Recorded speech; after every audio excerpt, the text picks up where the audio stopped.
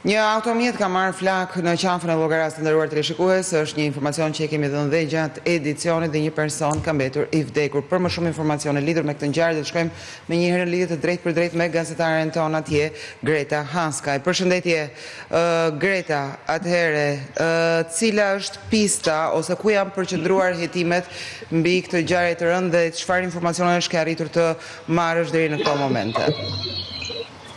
Përshëndes, në fakt, duket se përfshirja nga flakët e një automjeti ka rezultuar të ketë qenë një ngjarje tragjike, këtë të hënë rreth orës 14:35 pas njoftimit të policisë se një automjet është përfshirë nga flakët pikërisht në zonën e quajtur Qafa e Llogaras. Shërbimet policore gjithashtu me grupin hetimor janë nisur menjëherë drejt vendngjarjes për të kuptuar kështu shkaqet dhe rrethanat e rastit. Pikë pari, dyshimi i parë u hodh mbi marrjen flak të këtij automjeti dhe mospasjen mundësi të daljes nga automjeti të viktimës në fjalë, por duke se nga shqyrtimi dhe kreja e zonës përreth ka rezultuar se në fakt automjeti ka qenë, le të themi, i përfshirë nga flakët në një vit të dytë ose më saktë në një rrugë periferike nga ku është e pamundur, le të themi, dhe identifikimi apo mund të themi se mungon prezenca e kamerave të sigurisë. Policia e Vlorës në këto momente pasi ka bërë të mundur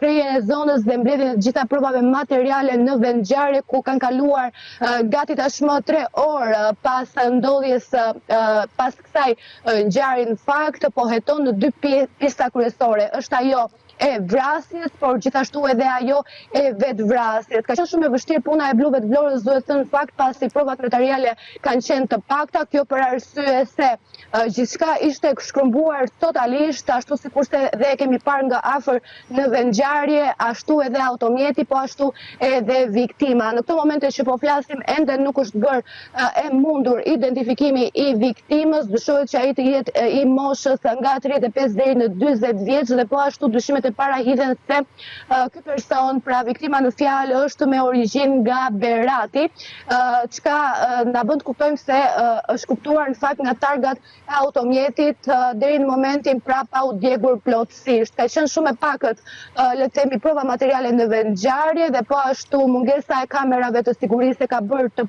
le themi të vështirë për të mos thënë të pamundur mbledhjen e provave të plota apo ndarjen e saktë nëse ky do të ishte një atentat apo nëse do të ishte një vetvrasje. Megjithatë ngelet për të parë edhe më tej sa i përket saktësimit të identitetit të viktimës, për të folur dhe me familjarët e tij dhe për të kuptuar diçka më shumë mbi zbardhjen apo drithijet e kësaj ngjarje. E qartë. Të falenderoj atëherë Greta për informacionet që na përsollën në këtë lidhje të drejtë për drejtë me gazetaren Greta Hanskaj.